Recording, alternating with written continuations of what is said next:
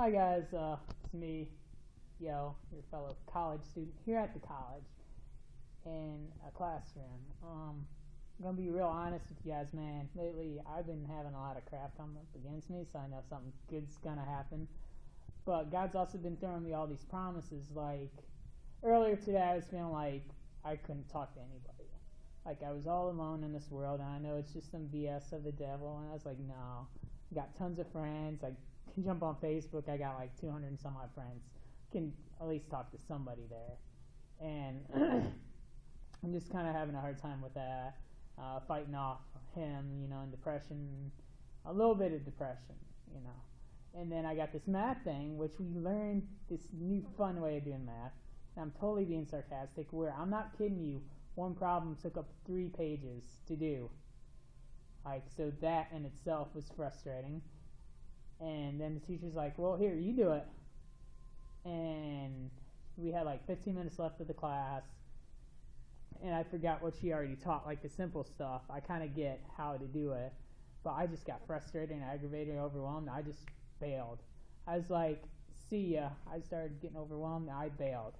Started seeing ya and just started going to my secret place with my God. And God's like, dude, you need to look at all the verses I have given you and write out all your promises. What are all your promises? So that's why I'm here in this empty room right here. And as you can see, promises pretty much take up the whole board, at least half of the board. And it's just like, wow, and he even had me define some words.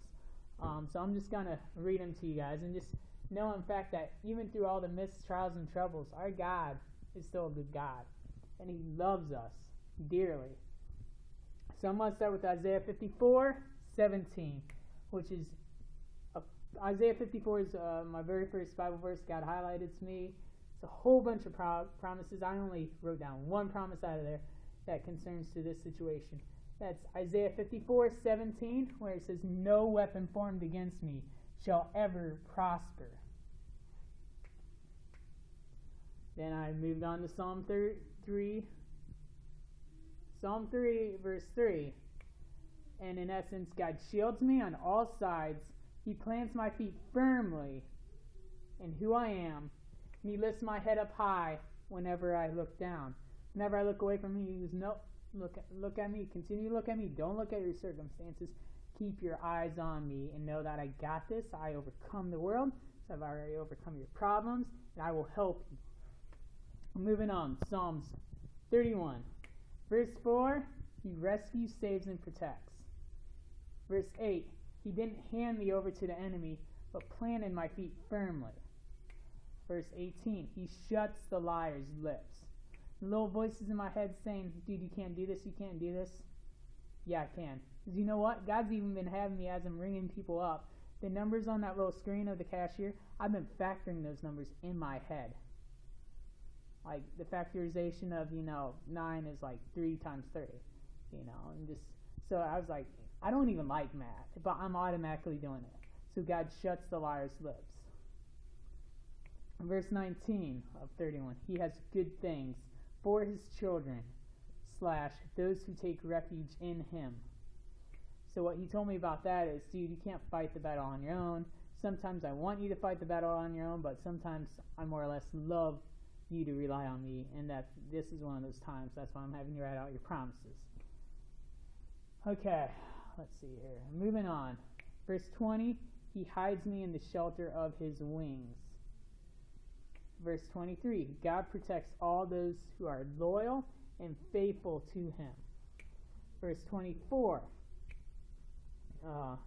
says, be strong and take courage, all those who hope in the Lord.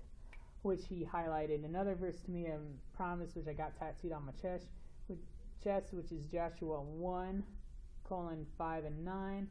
It says he's going to be with me at all times, and he commands me to be both brave and courageous, knowing that he has got this. Okay, moving on to Psalms 91. I'm sorry, I'm kind of going too fast, but I'm also trying to save space, and I don't really have a lot of battery on this. Verse 91, verse 1, God is a fortress. Verse 3, he protects and saves me from the traps and sickness. Verse 4, he protects me with wings, comma, his faithfulness is a protective shield. And verses 5 through 7, pretty much in essence, said, don't be afraid of attacks or sickness. Verse 10 said, no evil can ever happen to me because God will help me if I run to him. Verse 13, and I wrote this one out. I didn't paraphrase it all. It says, you will march on top of lions and vipers, and I'm actually going to trample and squash them underneath my feet.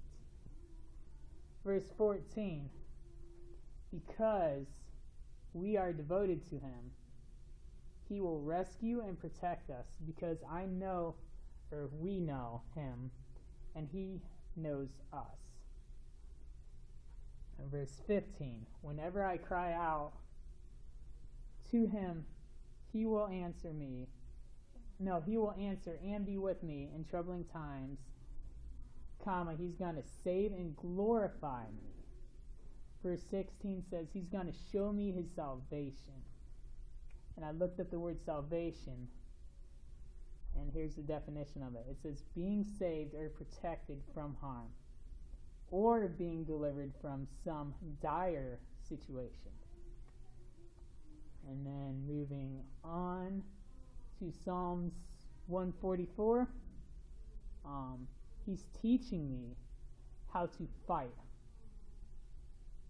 Verse 2, he's loyal, and he's my refuge, and he shields me. Yeah, and he shields me. And then God had me look up refuge, because I was like, what does refuge mean? And the definition of refuge is condition of being safe or sheltered from pursuit, comma, danger or trouble. So I just want to encourage you guys with that. Those are just maybe 1/8 of my promises that God has highlighted to me. So whenever you're feeling troubled, I'm kind of eating my own words because I think I made a video said, wherever there's a problem, there's a promise, and, promises in the problem itself. Because God doesn't give us problems, he gives us promises. I want you guys to write out all your promises from God. Because right there, that's a lot of promises. And some stuff he keeps repeating. He's going to protect me. He's going to shield me. He's got this. So no matter how big your situation is, how big your problem is, write down all your promises from God. You guys are awesome. I love you. Thanks for watching, and please share if this has touched your heart. Because, man, we need to get this crap out. Because if real Christians knew who their God was, and I'm not saying you guys aren't, because like I said, I just got overwhelmed, so, if real Christians knew who their God was, is for them, they'd be unstoppable. And I do believe that this is the key to beat depression, because God did not create us to feel depressed, lonely, or overwhelmed. He created us to have a relationship with him. And if he says he's going to help us, he's going to help me with math. He's going to help me get the math thing. He's going to help you with your situations and your problems. Why? Because he loves you. He wants to have a relationship with you. So like I said, this is Hit Home. Please share. Get the word out. God bless you all. Peace. I'm out.